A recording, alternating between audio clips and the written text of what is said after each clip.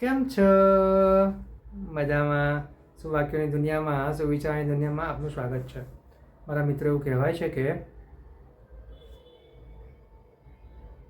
પ્રેરણા કે પ્રેરણાત્મક વાતો બહુ લાંબો સમય સુધી ટકતી નથી.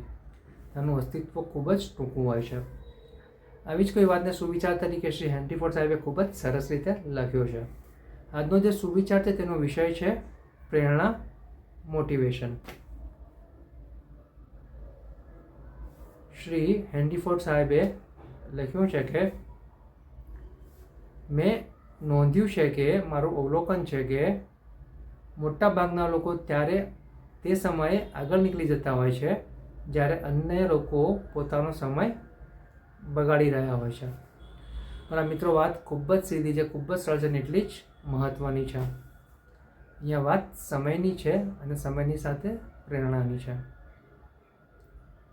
જો વ્યક્તિ સમય પાસેથી પ્રેરણા મેળવી શકે તો બહુ જ સરસ વાત છે કે એકવાર જે સમય જતો રહે છે તે ક્યારેય પાછો આવતો નથી અને સમય ખૂબ કિંમતી છે, ખૂબ મૂલ્યવાન છે.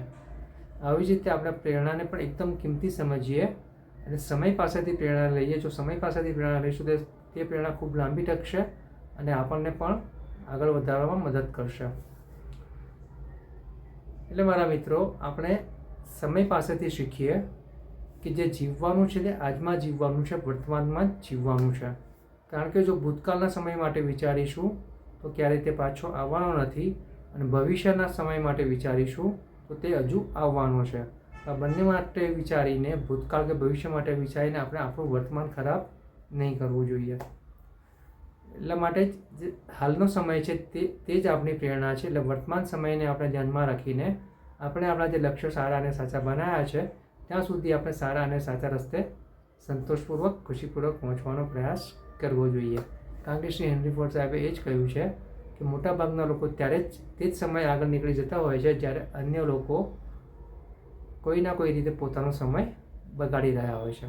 બસ મારા મિત્રો, આપણે આપણો સમય નહીં બગાડવો જોઈએ અને હંમેશા પ્રેરણાત્મક વાતોથી કંઈ શીખીને પોતાના જીવનમાં પ્રેરણા લાવીને જે સારું અને સાચું હોય તે કરવાનો પ્રયાસ કરીને આગળ વધતા રહેવું જોઈએ. Thank you.